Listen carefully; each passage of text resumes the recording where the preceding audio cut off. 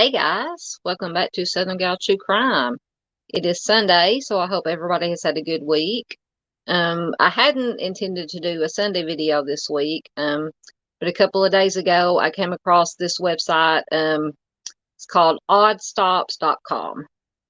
Some of you may have heard of it or seen it, but this was the first time I'd come across it. And if you haven't heard of it or seen it, it's a site that features locations where like famous incidents have happened. For example, it has a lot of locations where celebrities, movie stars, musicians have passed away. It has a lot of locations linked to serial offenders, to true crime victims, the mafia, just anything you can think of. Um, it's on there. I probably spent an hour or more. Just it has pages and pages of locations. So I just went down the rabbit hole, and so I thought we'd take a look at. I just picked out a handful of random locations that caught my attention because I was interested in them, and I hope you guys will be interested in them too. So we'll be taking a look at that, and of course I will put a link to the site in the description box. But first, as always, we will be we will have our missing person of the night. And this information comes from the Arkansas Missing Persons Database. Get full screen here so I can see. And it's neverforgottenar.org. So I encourage you to go check it out. Has lots of information about lots of missing from Arkansas, which I'm from Arkansas, so I feature most of my missing and cases come from Arkansas. But tonight's featured missing person is Talon Kreiderman. She's just 16 years old. She's a white female, 5'5", 130 pounds, with brown hair, brown eyes. She went missing on October 26th of this year, so a little bit less than a month ago. And she went missing from Batesville. So if you have any information about Talon or her disappearance, you can contact the Independence County Sheriff's Department at 870-793-8838. I will, as always, put a link to this information in the description box. So I encourage you to please share it anywhere and everywhere you can. To get the information out to as many people as possible, as quickly as possible. All right, so with that important information taken care of, we will get into our subject matter for the night. And like I said, we're going to take a look at some celebrity death locations. And all these are either actors or musicians. Now, none of these deaths are foul play. I believe all of them are either self-harm, accidental death, or natural causes. So we will get into them. All right, and the first one we're going to take a look at is Kurt Cobain. Some of you might know who Kurt Cobain is. If you don't, he's the lead singer of Nirvana. Nirvana was a 1990s grunge band. Most people consider them the innovators of grunge, the kings of grunge. Some people don't. Now I do like Nirvana. I like their music, but I didn't really get obsessively into the grunge and alternative music until Pearl Jam's 10 album came out. And as soon as I listened to that, I was hooked. So I listened more to Pearl Jam, Soundgarden, Alice in Chains, groups like that. But, I do like Nirvana's music. And if, a song comes on the radio, I won't change the channel. I'll, sing along with it. But anyway, so Kurt Cobain, you see Kurt Cobain pictures on the left, on the right. Of course, he was married to Courtney Love, who was a singer herself. She was the lead singer for the band Hole. They had a daughter, Frances Bean. This picture is the front of the house, exterior of the house. And this next picture, you can see where the red circle is. That is the place where Kurt's body was actually found. Now they call it a greenhouse. To me, it looks more like a what they call it, a garage apartment. But whatever you want to call it, that's where he was actually found at. And it was in Seattle, I believe. So on March 31st, 1994, Kurt had been in the Exodus Recovery Center in Los Angeles. And he, as I say, absconded. And then he had traveled back to his house in East Seattle. And I believe I read that when he left this recovery center, he actually climbed over the wall of it to make his escape. So on a few days later, on April 2nd, he visited. I had to be careful with the words I use here, but you can read the text. He visited a store and bought some items. And then on April 8th, an electrician discovered his body in they call the greenhouse at his property. And now he was 27 years old when he passed away, so he is a member of the what they call the 27 Club, which is a group of celebrities, mostly musicians, who passed away at the age of 27. And if you've never heard of that, I encourage you to look it up because it's very, very weird. There's so many musicians that passed away at 27. But then again, it may not be so weird because most of them passed away from excesses of lifestyle, let's say, alcohol and drug abuse, things of that nature. But anyway, I'll have to do another video on that. Which, speaking of that, besides true crime, I do have other interests, believe it or not.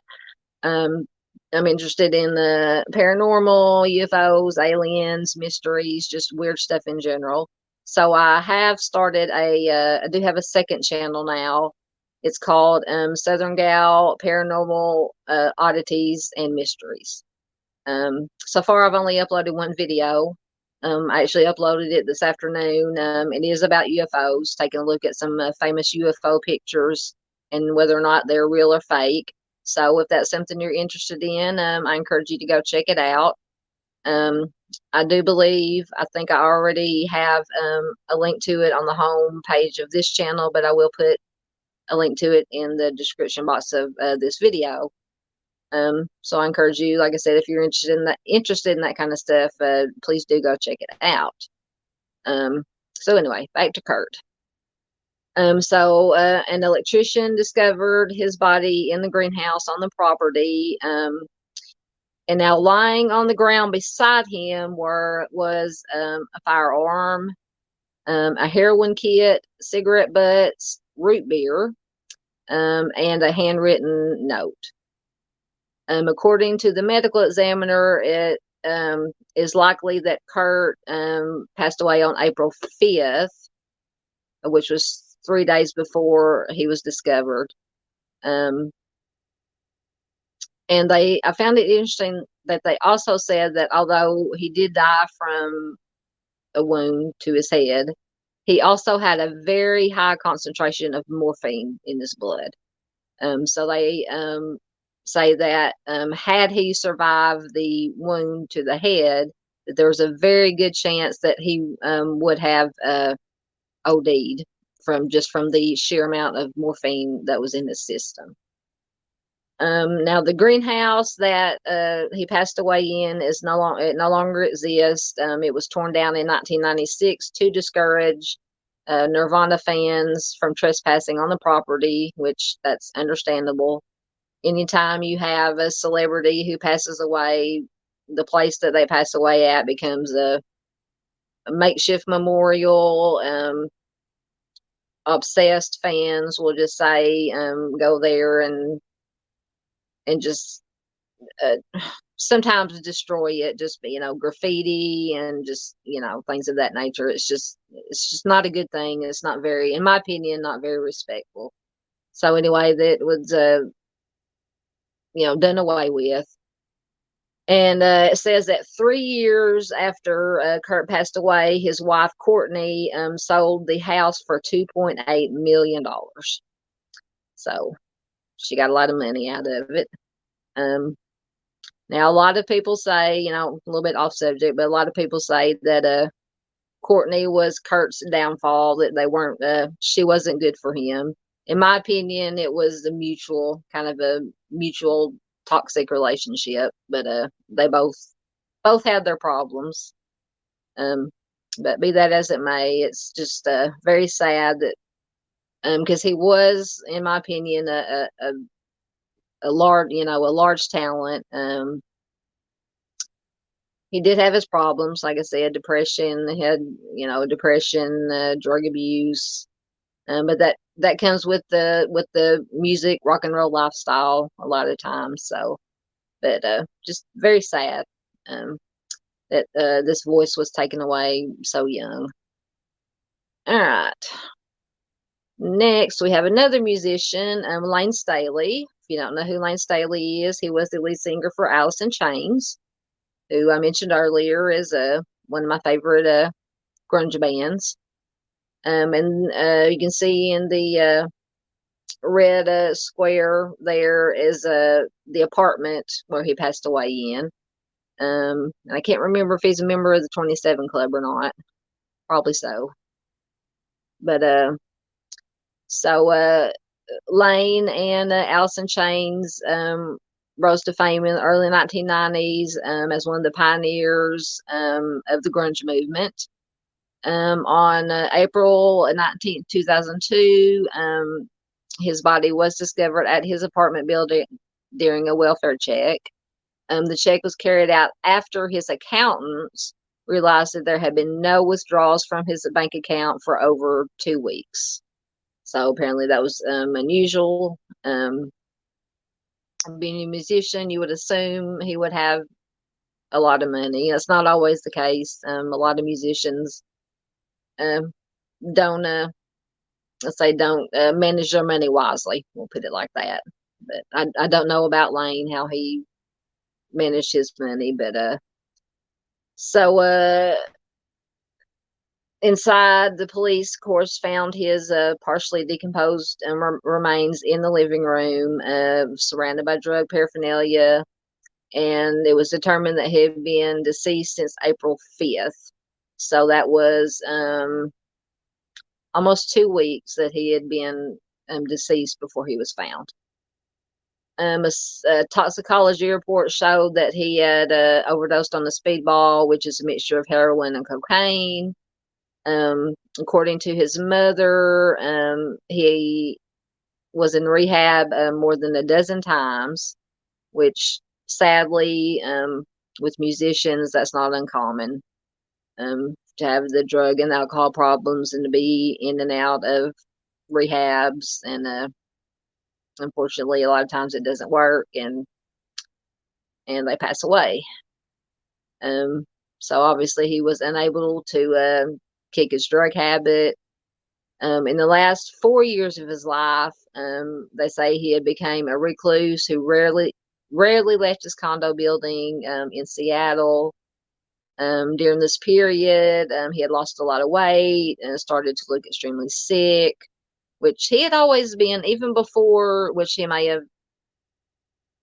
seen, been on, had a drug problem for a while, but he was always a very, very skinny little guy. But anyway, they said he started to look extremely sick and malnourished. And when family and friends attempted to call or visit him, most of the time they didn't receive an answer. He didn't answer the door. Reports suggest that he had spent the final years of his life doing drugs, playing video games, and creating artwork. Which once again I find anytime somebody passes away, it's sad, but when you have a talent like this, he was, in my opinion, a fantastic singer, great songwriter. Apparently, he was an artist, had artwork, and just taken way too soon. All right. Next, we move on to Heath Ledger, who is an actor, as most of you know. Um, I haven't seen a lot of movies he's in. The first movie I ever saw him in was Ten Things I Hate About You, which I love that movie. Um, A Knight's Tale, that's another good one, which I think is, in my opinion, is good. Very underrated because most people, it's like you love it or you hate it because it is an odd movie, but um, a lot of good music in it. It's just, I like it, but feel free to let me know in the comments if you've seen it or if you like it. Of course, he was in a Brokeback Mountain, and then most people say his defining performance was playing the Joker in The Dark Knight, which I believe came out in 2007, 2008. Excellent movie. But I'm a comic book movie fan, especially anything to do with Batman. I think I've seen every incarnation of the Batman movie that's ever been made. Um, but we'll move on and take a look at Heath. So on January 22nd of 2008, he was Australian. He was discovered in an unresponsive state at his loft apartment in Lower Manhattan.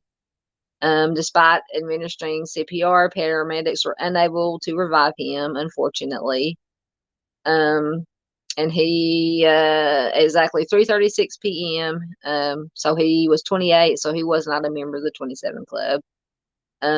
He was pronounced deceased at the scene. Toxicology report concluded that his death was accidental and it was caused by a lethal mix of prescription drugs. So once again, we have an OD, accidental OD.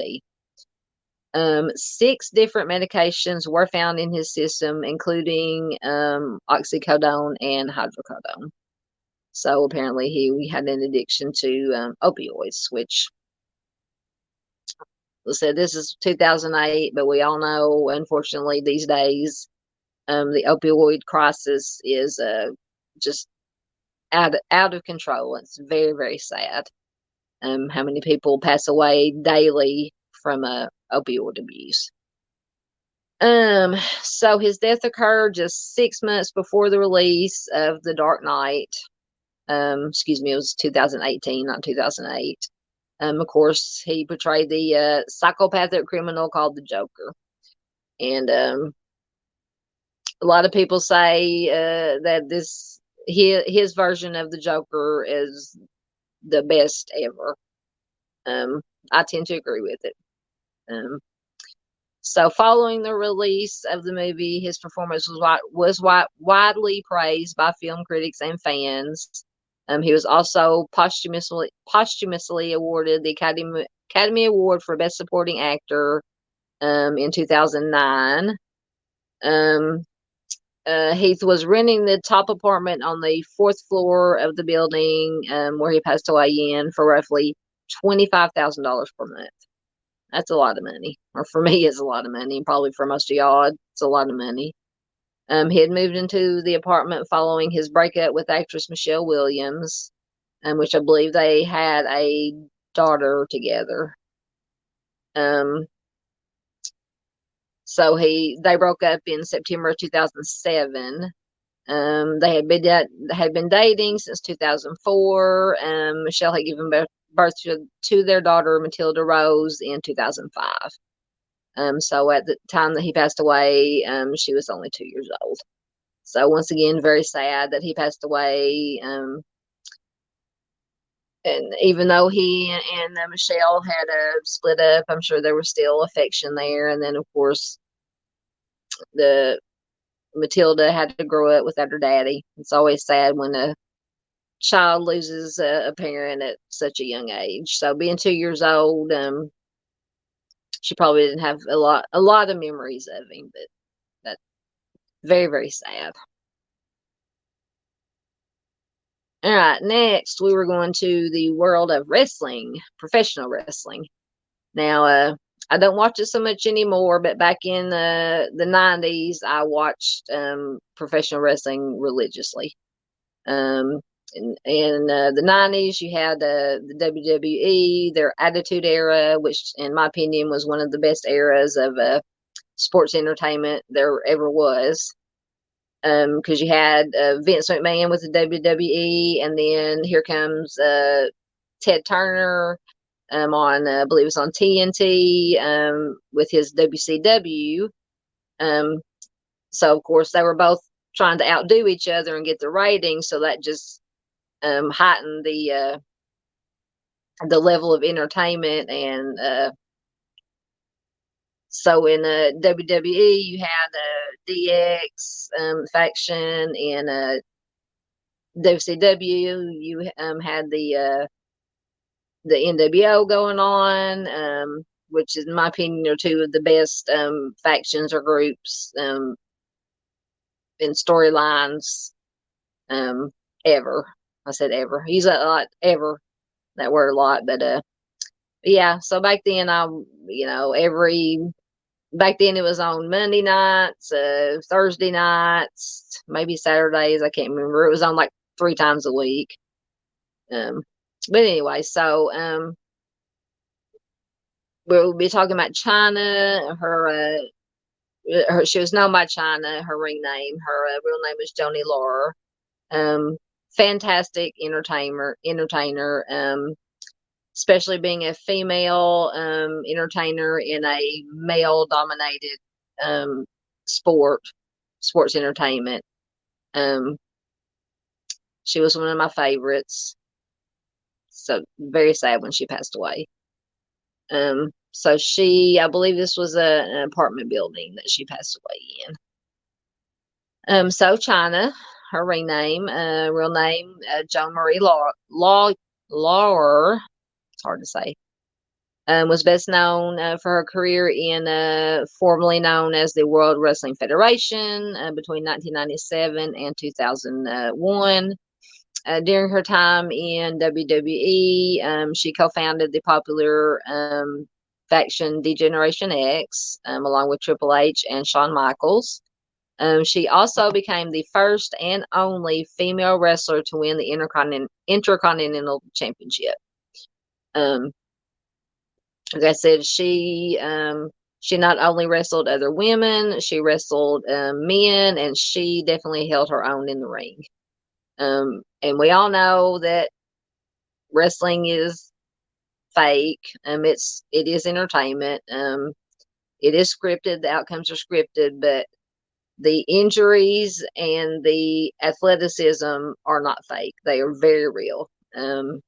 So you just have to give credit where credit is due to these athletes that perform, especially the females. Like I said, ones like Chyna, who can not only get in the ring with other women, but she can got in the ring with other women or other men, and she held her own. On April 20th of 2016, Chyna's body was discovered at her apartment building in Redondo Beach during, once again, as a welfare check. A subsequent autopsy report revealed that she had passed away from an accidental overdose of prescription medication. The welfare check was carried out after her manager, Anthony Anzaldo, noticed that she had been unusually quiet on social media. Now, I can tell you that she was very active on social media.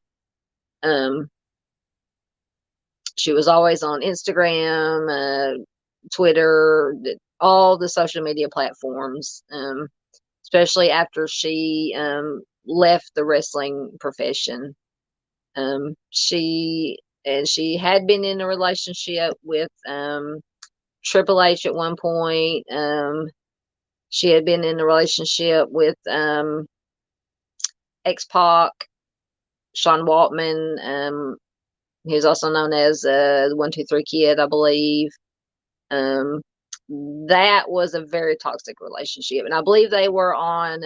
She and Sean Waltman were on Celebrity Rehab, I think it was called. It was a reality show. I just watched a couple episodes of it.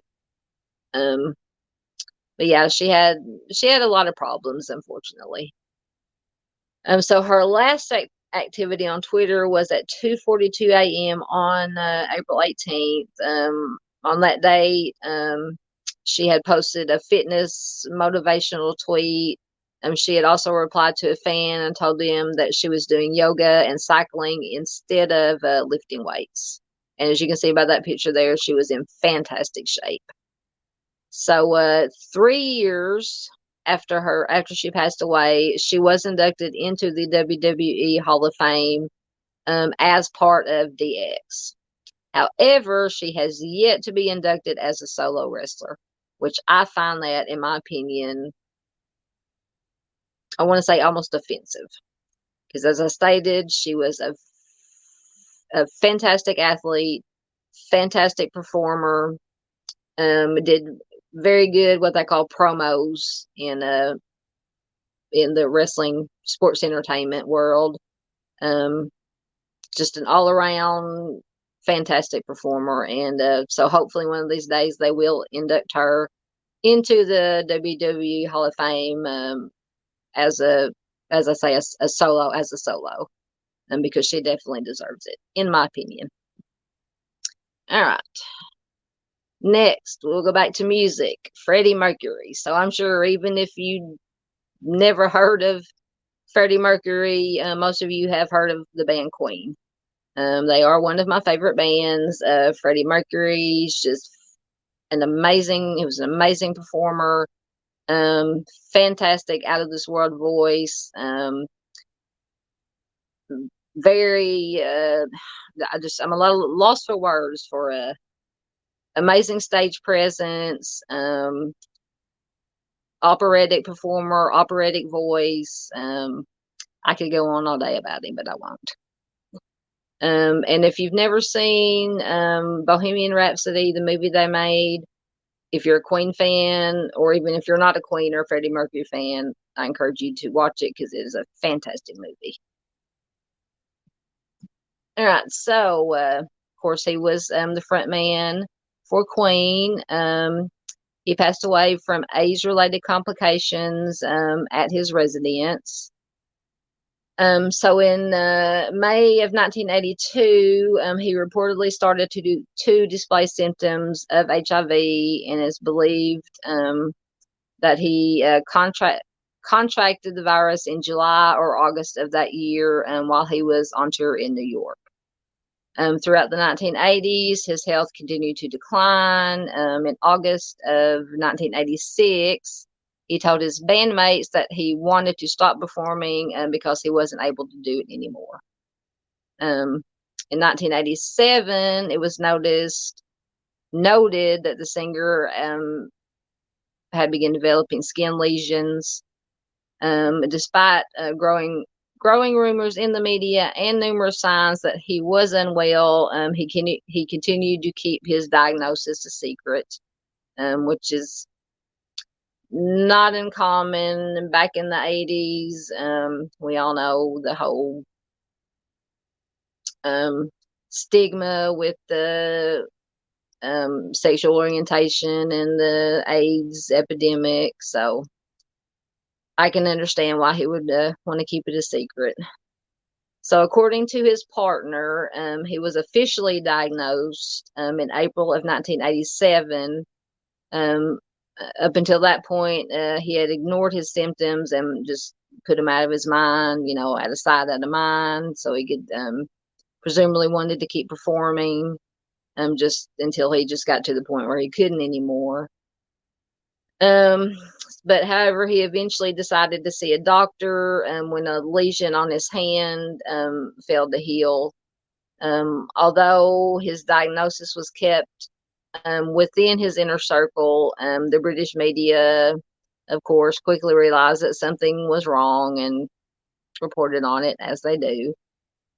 During the late 1980s, Queen stopped touring after Mercury's physical appearance continued to worsen. And around that same time, tabloid newspapers learned that 2 of his former partners had succumbed to the virus in 1986. So word was slowly getting out, as I said, through tabloids and media. So in June of 1991, he disappeared from public life, retired to his house on Logan Place, which was in Kensington, England. In the months that followed, his condition unfortunately continued to deteriorate. And according to friends and family, he started losing his sight and he became bedridden.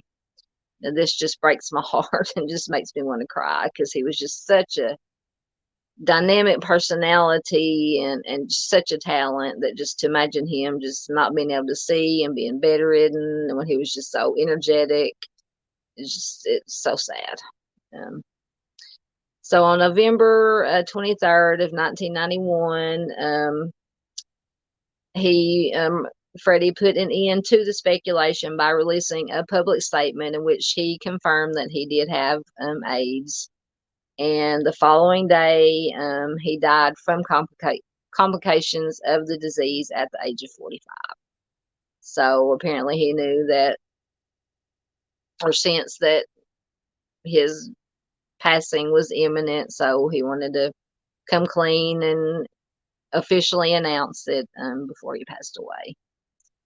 So, once again, very sad, very sad. All right, next we'll go back to actors. And another one of my favorite actors, James Gandolfini, who starred in one of my favorite shows of all time, definitely top 3, The Sopranos. Fantastic show. Of course, it was about the mafia.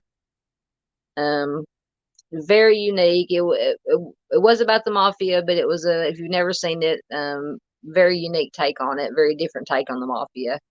It concentrated just as much on Tony Soprano, which is his character, his personal life, just as much as it focused on the mafia life.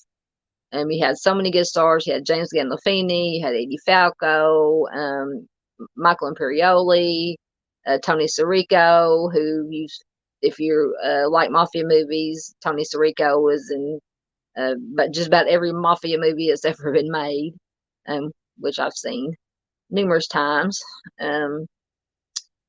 Yes, you have Dominic Chianese, just Drea Di Matteo, just fantastic cast, fantastic show. And I believe this was a motel, and I believe he passed away in Italy, if I'm not mistaken, which I totally could be. So, of course, he was best known for his portrayal of New Jersey mob boss Tony Soprano in HBO's crime drama The Sopranos. He was also featured in films such as The Last Castle, which is a good movie, and Enough Said, which came out in 2013. On the night of June 19th, 2013, his son Michael discovered him slumped over in the bathroom of room 449, which was a luxury suite on the top floor. Following the discovery, the 51-year-old was rushed to the hospital, and although paramedics and doctors at the hospital attempted to resuscitate him, unfortunately, their efforts were unsuccessful, and as a result, he was pronounced deceased 20 minutes after he arrived at the hospital. An autopsy revealed that he had died of a heart attack due to natural causes. No drugs, important to note, no drugs were found in his system. On the day of his death, he had visited famous landmarks such as the Vatican.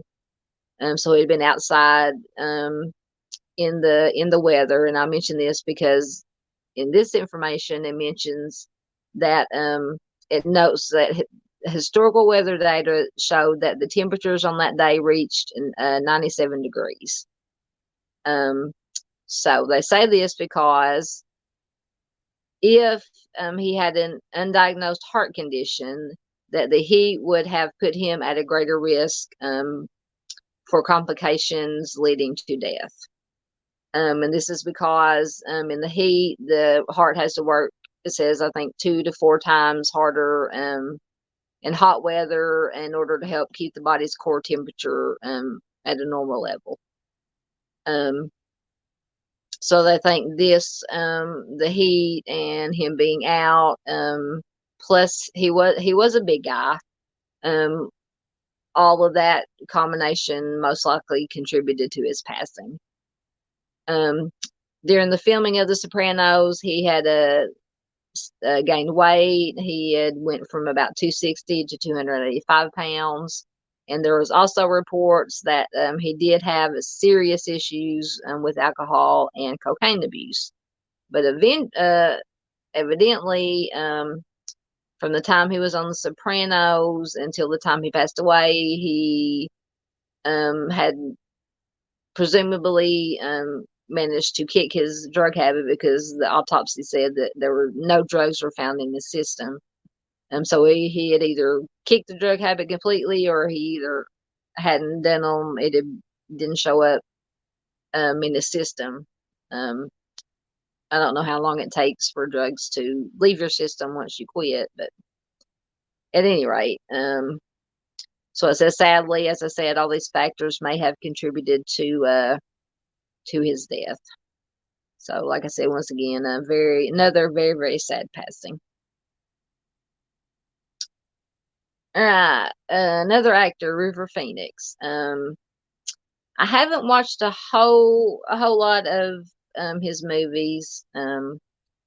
I've watched more of his brother's movies, Joaquin Phoenix. My favorite one that Joaquin is in is Signs. I love that movie. Of course, that goes back to my interest in UFOs and aliens. If you've never seen Signs, I suggest you watch it. It's a very good movie. So River passed away actually outside, you see, of the Viper Room, which I believe is in Los Angeles. It's in California at any rate. I believe it's in Los Angeles. But he actually passed away outside, right in front of the doors that you see there. This writing is little, so I might have to get close to the. So on the night of October 30th, I don't think I can make this bigger. I believe 1993.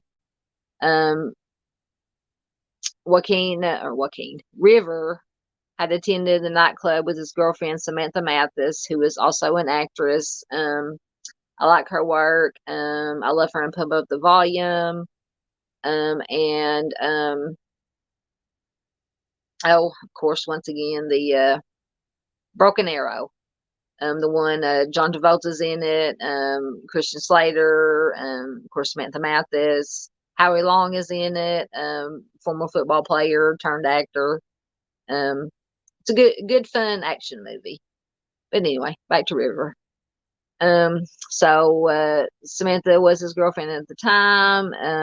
His brother Joaquin was also there, and his sister Rain. The club, which was partially owned by his friend and fellow actor Johnny Depp. It was a popular spot for young actors of the day to hang out at.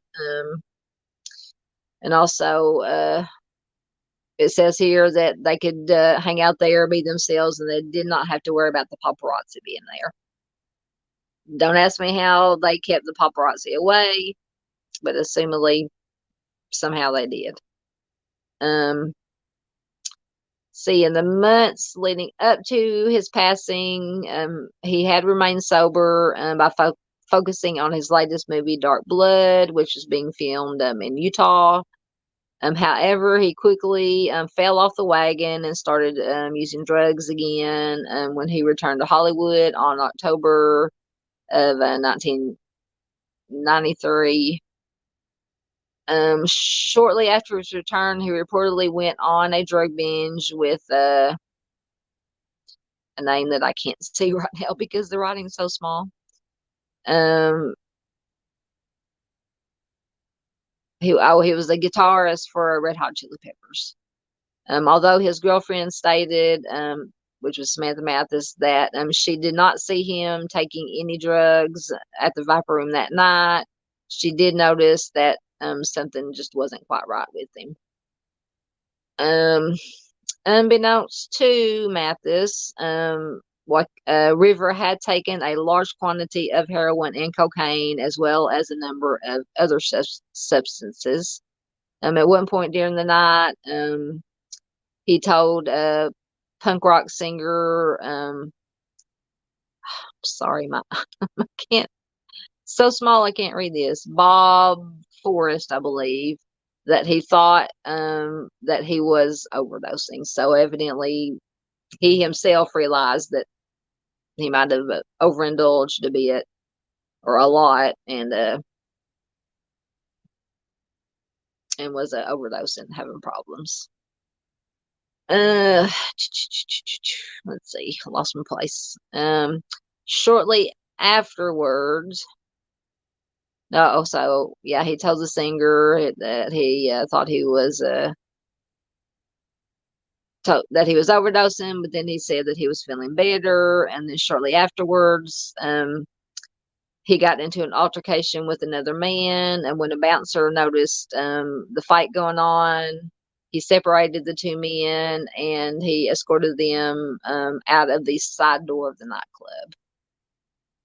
After seeing her boyfriend being kicked out, Samantha Mathis went outside to see what was going on. At that point, River fell to the ground and started convulsing. Because the side door had been shut behind them, she had to go around to the main entrance and re-enter the club from the front.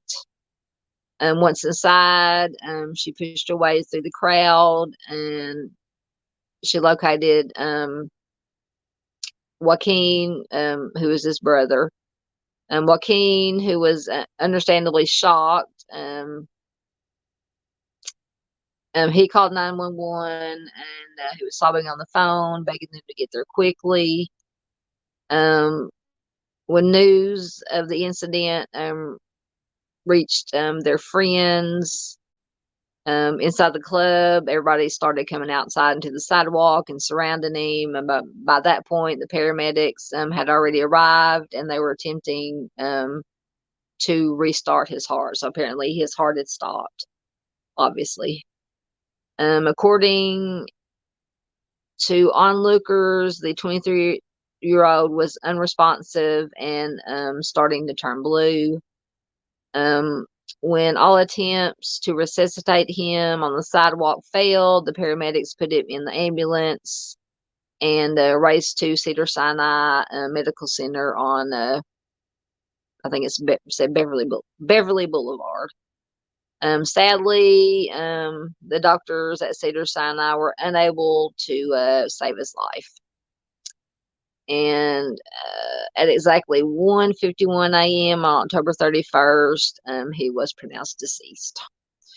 So anybody who watched news and was interested in this in the 1990s, I'm sure they remember this incident. I remember it very well, reporting on it. I said, another sad case of a accidental drug overdose. It's just so prevalent. So sad. All right, next we have one of my most favorite singers of all time, Miss Janis Joplin. Of course, she was had a solo career. Before her solo career, she was a singer for Big Brother and the Holding Company. Just such a unique talent. You can see there just the unique personality, fantastic. That gravelly, smoky voice. I just love her. Of course, she got Mercedes-Benz. She got Me and Bobby McGee, and the list goes on and on. And I believe this was her apartment. You can see where that Red Square was the apartment where she passed away. So at the time of her death, it was known it was a hotel. It was known as the Landmark Motor Hotel, but it was later changed to the Highland Gardens Hotel. During her years on the road, she picked up a substance abuse problem that gradually worsened, unfortunately. At first, she started with just drinking alcohol. It was to the point that many of her friends and associates said that she was an alcoholic. Soon after, she became addicted to meth, and she lost an unhealthy amount of weight, they said. Her third and final vice was heroin, which she started using after a short stint of sobriety. So once again, you got taking drugs, and they might go to rehab and sober up for a while, and then unfortunately, a lot of them go right back to the addiction. So on the evening of October 4th, 1970, Janice was found deceased on the floor of her hotel room, which was room 105. When her friend and road manager John Cook entered the room, once again, she's a member of the 27 Club. She was lying motionless on the floor with a cigarette in one hand and money in the other. Thought that was odd. Interesting fact, but odd. An autopsy revealed that she had died from a heroin overdose, and that the level of alcohol in her blood may have exacerbated the condition, because it's not good to mix drugs and alcohol, as we all know, or we all should know. When her body was first discovered, there was no evidence that she had been using drugs. However, it was later revealed that a friend had removed the drug paraphernalia from her room because he wanted to protect her reputation. Now, on one hand, I can understand that, but on the other hand, I'm sure all her friends and associates knew that she had this drug and alcohol problem, so that would lead me to believe that other people knew that she had alcohol and drug problems. But once again, I can understand why her friend would want to protect her. So after realizing that the autopsy would reveal that her cause of death, the friend decided then to put the evidence back, because obviously that would be or that is a crime, tampering with evidence, or whatever you would call it. So her death was ruled accidental. It's believed that she took heroin from a batch that was much stronger than what she was typically used to taking. And this theory is based on reports that there was a noticeable spike in overdoses in the Los Angeles area on the exact same weekend. So apparently there was a bad batch or a stronger batch of heroin going around, which is kind of ties into these days now. It's fentanyl. They're mixing fentanyl in with the heroin, or whatever they mix it with, or with opioids. So what comes around is like history repeats itself, unfortunately. So her body was cremated 3 days after she passed away, and shortly after that, her family chartered a private plane and scattered her ashes in the Pacific Ocean. Which to me, that's very fitting. She was a very free spirit. So being scattered on the ocean to just drift, and I find that very appropriate, very fitting for Miss Joplin. All right. So we have another musician, Chester Bennington. So anybody, if you don't know who Chester Bennington is, he was a singer for Linkin Park, another one of my favorite bands. came around. Lincoln Park was popular during the 90s, early 2000s. Chester, I believe they had two what they call singers. Chester sang, and then they had one that was kind of the rap rock, what they call the rap rock type thing. He was an amazing talent, amazing songwriter, amazing voice, in my opinion. These are all my opinions. Y'all might have differing opinions, but they are welcome. So feel free to leave a comment.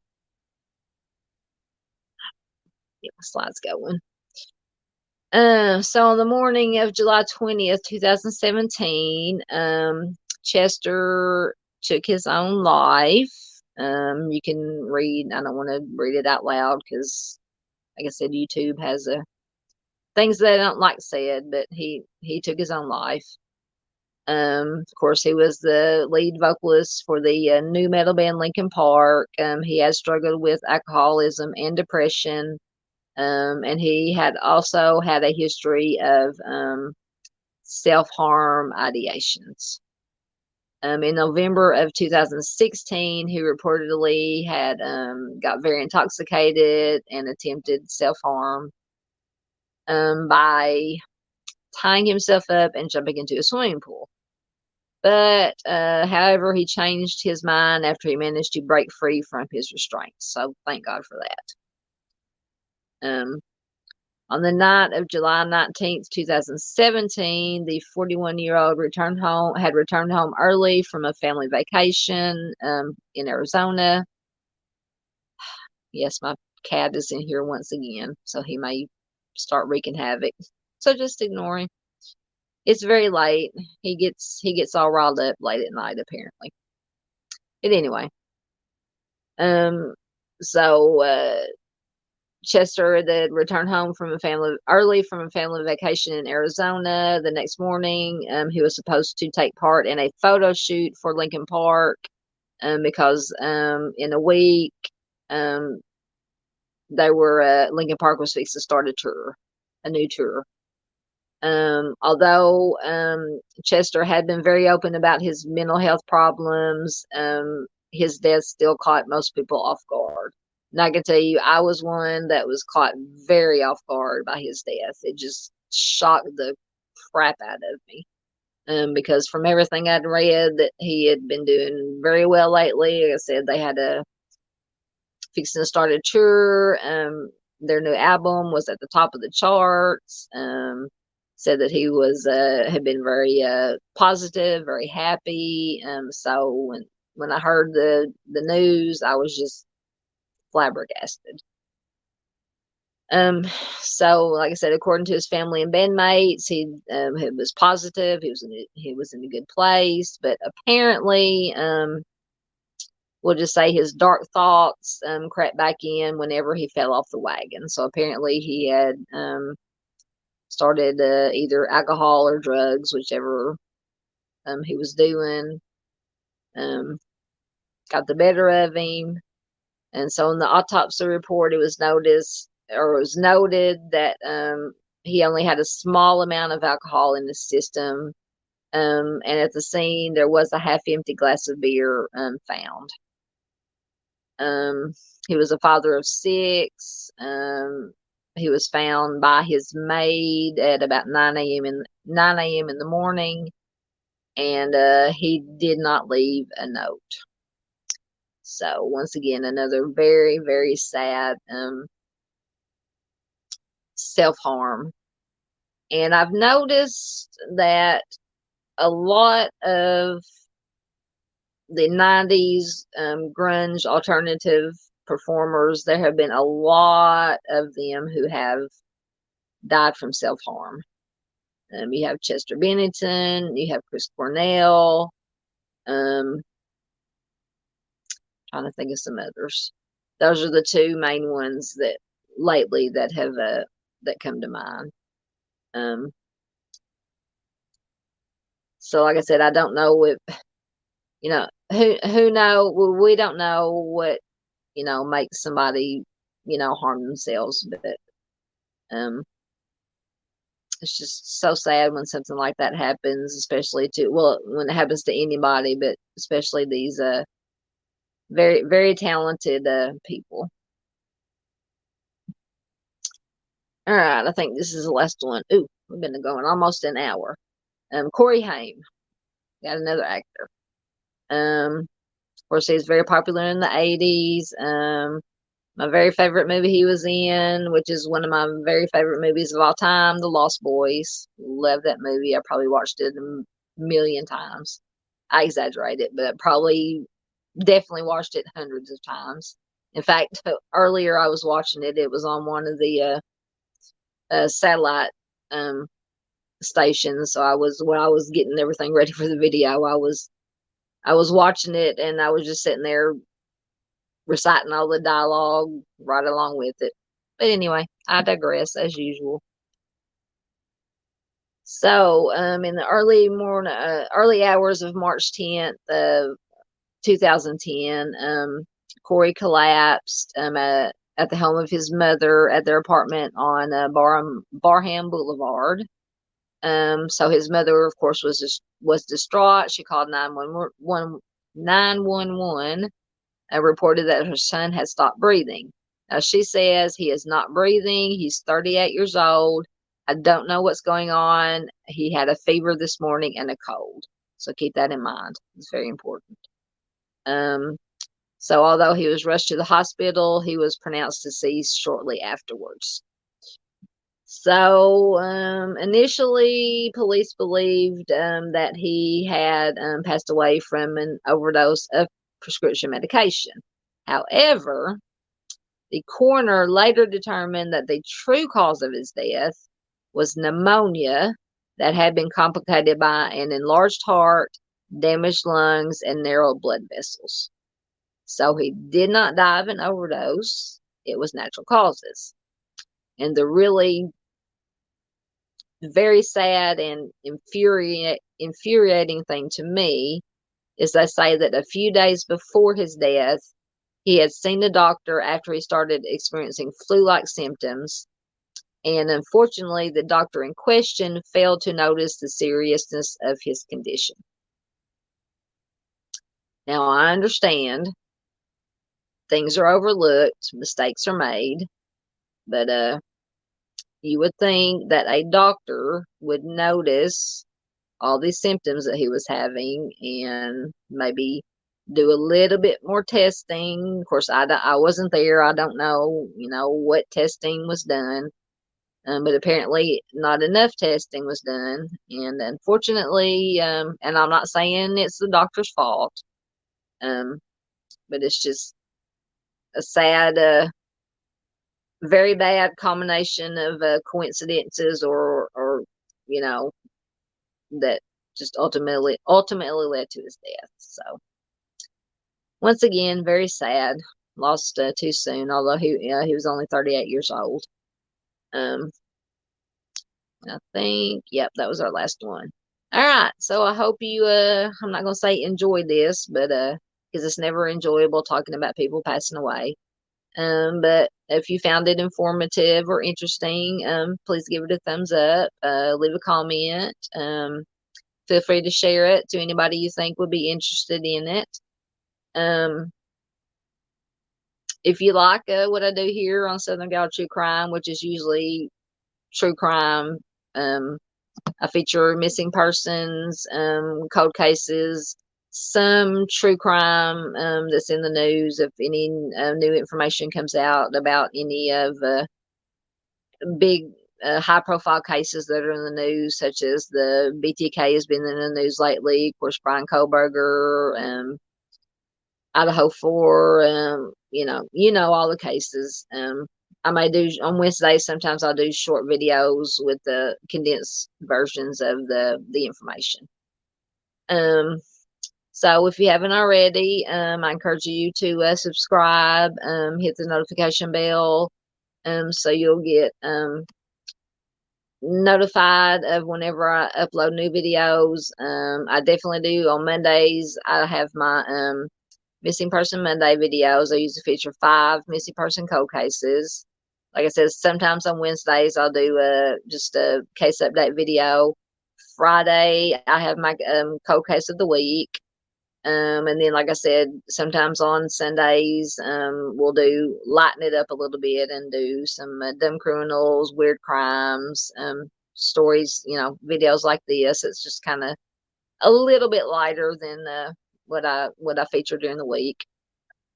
But anyway, I will quit babbling because it has been an hour and I'm about to lose my voice.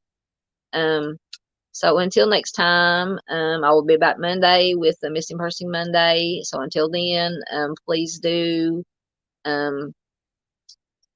take care of yourselves. Be careful out there. Take care of each other. That's the most important thing we can do is take care of each other so we can all make it through this life safely. So until Monday, I will see you. Thanks. Bye-bye.